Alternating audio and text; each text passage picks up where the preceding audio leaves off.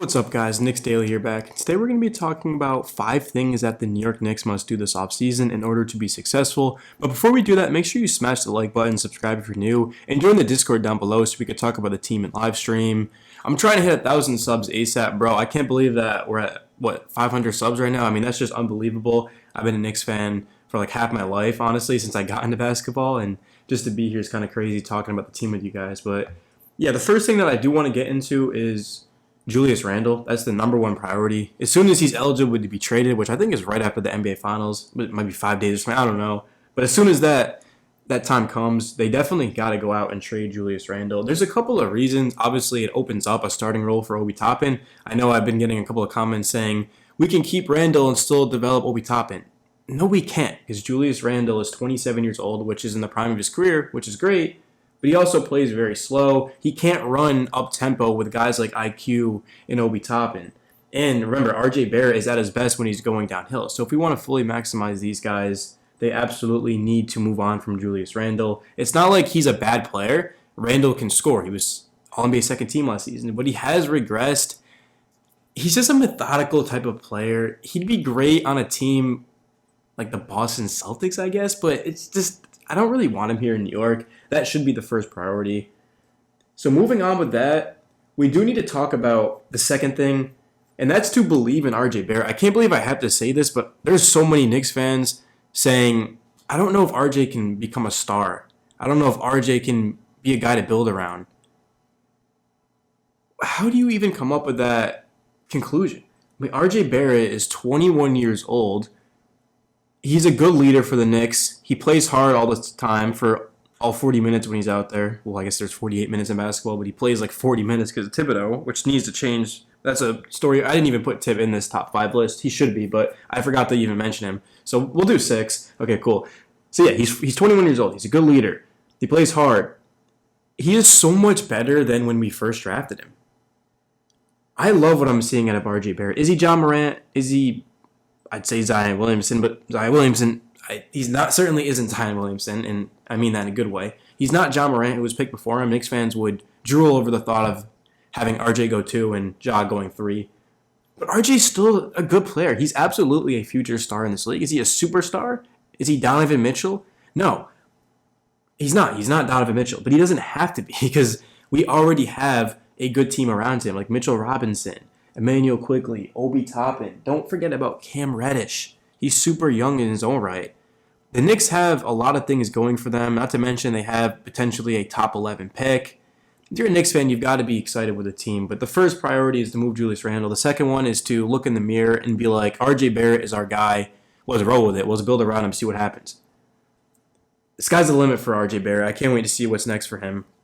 So number 3 on my list is to extend Mitchell Robinson. Robinson, we know he's an excellent rim protector. We know he can block shots all the way up to the three-point line. I mean, that's just common sense if you're a Knicks fan. But he has improved his defense all around. That includes in the pick and roll. That includes staying out of foul trouble. He's just become a much smarter player. Remember, he's only 23 years old. We have to bring back Mitchell Robinson because remember, the other 2 bigs on our roster, Nerlens Noel, who is injury prone. Great, if Nerlens Noel was healthy, if you could turn injuries off, I'd be completely fine with losing Mitch Robinson, but we can't just turn injuries off. We've got to bring him back. Also, Mitch is younger. He's a younger player with a lot of upside.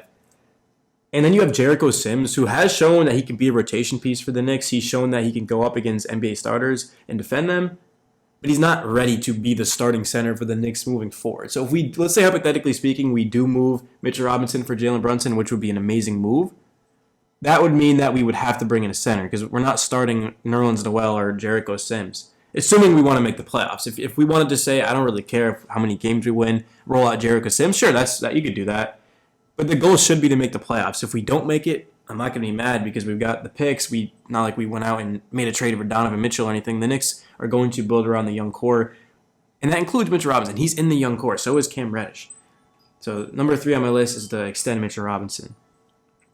If you guys are wondering what a possibility of that would be, it would be something along the lines of 4 years, $80 million, which is a lot of money, but that's what it's going to cost. So do you guys want Jalen Brunson? Do you want to pay Jalen Brunson $20 million a year, or do you want to pay Mitchell Robinson $20 million a year? You might as well pay Mitchell Robinson because he's got significantly more upside. Jalen Brunson's a better player, with Mitchell Robinson, I'm talking 3-4 years down the line, could be an NBA All-Star. Like, you never know. We don't know that. So we want to keep an open mind here and believe in these young guys. The fourth thing on my list and fifth, they kind of go together. So let's just say they go together, and we'll put Coach Tip 5, and I'll do that at the top of my head. But so to start Immanuel Quickley and Obi Toppin, let's start off with IQ. I know a lot of you Knicks fans are excited about Derrick Rose returning. I mean, how can't you be? He's a good player, a veteran, good leader. But Rose should not be playing a lot of minutes for the team next season, especially considering how Immanuel Quickley has played since March. I also expect the Knicks to draft a point guard in the first round. So when you just throw in those things together, Derrick Rose is not really even a part of this team. I mean, he's going to come off the bench, but you can't rely on Derrick Rose staying healthy or Nerlens Noel, as mentioned before. So just get Immanuel Quickley out there for a starting spot. It's going to be Quickley, RJ Barrett, Obi Toppin, Mitchell Robinson, and Cam Reddish. That is going to be our starting lineup. That is an unbelievable starting lineup. I mean, there's no one in that over 23. Wow, I mean, that's a special lineup for the Knicks. Is it going to make a deep playoff run? Absolutely not. But I could care less about the playoffs. Let's get these young guys out there and see what they can do and build from the ground up. The Knicks are going to be special in 2 to 3 years. Give the Knicks 3 years of building and making good decisions, and they will be competing for championship. Not just a championship. No, they will be competing for multiple championships. I can't wait to see what's in store for this New York Knicks team. This is the most excited I've been for the Knicks in a long time. I talked about that in my last video. If you haven't seen it, make sure you go check it out. But also, if this is kind of a weird stat, but I'm going to say it anyway. So if you isolate Quickley's numbers, he averaged 15 points per game the last 10 of the season. That would be over 21 points if Coach Thibodeau played him similar amounts that he does to Alec Burks. Remember, though, Quickley did struggle in the beginning of the season. He just could not find a shot. Not that he was turning it over a lot, but he just, since March, Quickley's super efficient in terms of the way he is shooting the ball and limiting turnovers. Quickley he honestly is an NBA caliber point guard, starting wise, with potential to be a star. I don't see Immanuel Quickley as a multiple time All-Star, but I do think that one of these seasons down the line, the Knicks will have a very high record, and the Knicks media and the Knicks fans are just going to give him so many votes to where he will be an All-Star. And I'm not disrespecting Quickley because he works harder than anyone on the team, and he's a good player.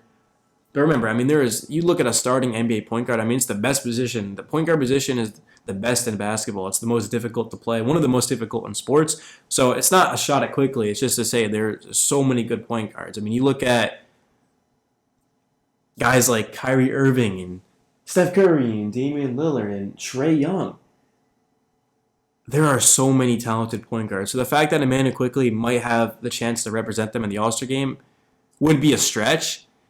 But he's going to be exactly what the Knicks need, and that is to get the ball up the court, to find Obi, to find RJ. Don't turn the ball over, knock down your shots.